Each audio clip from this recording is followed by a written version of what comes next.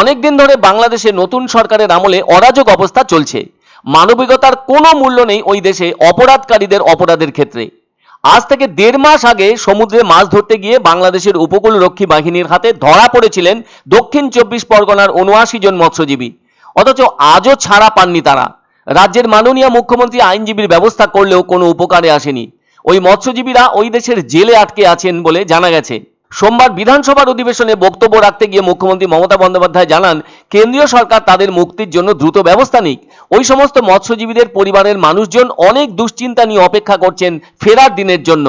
মুখ্যমন্ত্রী বলেন, ধর্ম যদি অত্যাচারিত হয় তা ভীষণই নিন্দনীয়। তাদের যাতে দ্রুত মুক্তি হয় সেই বিষয়টি দেখুক কেন্দ্রীয় সরকার। তিনি আরো বলেন, আমরাও আমাদের লোককে ফিরিয়ে আনতে চাই। আমাদের ভাষা সংস্কৃতি এক। বাংলায় কথা বলাটা অপরাধ নয়। দিল্লিতে বাংলায় কথা বললে অনেক সময় হেনস্থা হতে হয়। এছাড়াও বাংলাদেশের পরিস্থিতির ব্যাপারে কেন্দ্রীয় সরকারের অবস্থান নিয়ে সংসদে প্রধানমন্ত্রী বা বিদেশমন্ত্রী বিবৃতির দাবি করেছেন তিনি। মুখ্যমন্ত্রী দাবি করেন, গত 10 দিন ধরে বাংলাদেশে উদ্বেগজনক বহু ঘটনা ঘটলেও এ ব্যাপারে কেন্দ্রীয় সরকার নীরব। আর তাই এদিন বিধানসভায় বাংলাদেশের সাম্প্রতিক পরিস্থিতি নিয়ে ফের বিবৃতি দেন মুখ্যমন্ত্রী। তিনি জানান, ভুল করে জলসীমা অতিক্রম করায় এই রাজ্যের 79 জন মৎস্যজীবীকে আটকে রেখেছে তারা। তাদের জন্য মুখ্যমন্ত্রী ভীষণই উদ্বেগ প্রকাশ করেছেন। মুখ্যমন্ত্রী একটি উদাহরণ হিসেবে বলেন, যখন বাংলাদেশি ট্রলার ডুবে গিয়েছিল তখন ওই ট্রলারে থাকা বাংলাদেশি মৎস্যজীবীদের উদ্ধার করে সে দেশে ফেরত পাঠানো হয়েছিল। এছাড়াও এই বাংলার বহু মানুষের পরিবার পরিজন বাংলাদেশে রয়েছে।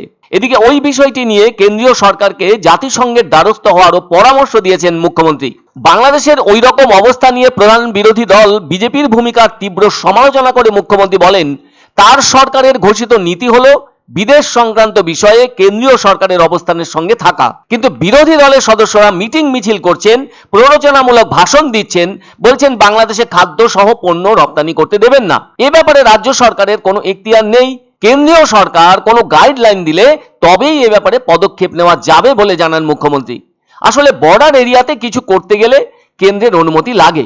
ইন্দ্রনীল সেনকে নির্দেশ দেওয়া হয়েছে কারা দপ্তরের কাছে মোহাম্মদ আলীর এই প্রস্তাব নিয়ে ব্যবস্থা নেওয়ার বলে জানান মুখ্যমন্ত্রী। অন্যদিকে মুখ্যমন্ত্রী বলেন, হোম ট্যুরিজম একটা মডেল, এতে প্রচুর বেকার ছেলেমেয়েরা যুক্ত।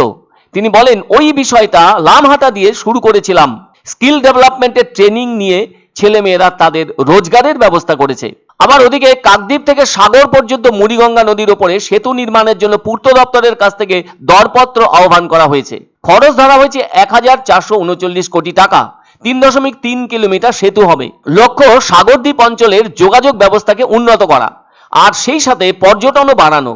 অবশ্য এতে গঙ্গাসাগর যাত্রা অনেক সহজ হয়ে উঠবে। ধামাকা ধামাকা ধামাকা, সানরাইজ মার্বেলের নতুন শোরুম শীঘ্রই আসতে চলেছে জলপাইগুড়ি গৌরীয় মঠের পাশে নতুন করলা সেতুর কাছে। এখানে পাবেন আধুনিক টাইলসের রকমারি সম্ভার। এক অন্য অনুভূতির স্পর্শ পাওয়া যায় রয়কো ব্র্যান্ডের গেঞ্জি ও জাঙ্গিয়ায়। তাই ছোট বড় সবার পছন্দ রয়কো গেঞ্জি ও জাঙ্গিয়া। প্রস্তুতকারক জয়মনি হোশিয়ারি, কলকাতা। আনন্দ সংবাদ, আনন্দ সংবাদ।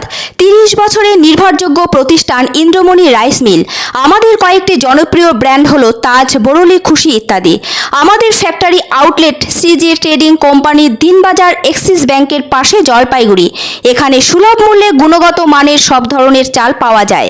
Phone number 9547029475। পছন্দসই সেরা খাবার খেতে হলে সোজা চলে আসুন রুচিসম্মত আধুনিক মানের রেস্টুরেন্ট রাজদরবারে। কেননা এখানেই আপনারা পাবেন ভোজনের রাজকীয় অনুভূতি। শুধু পুজোর সময়ই নয়, সারা বছরই রকমারি খাবার সরবরাহ করাই এই রেস্টুরেন্টের আভিজাত্য। আমাদের ঠিকানা রাজদরবার, রাহুতবাড়ি, বাবুপাড়া, জলপাইগুড়ি।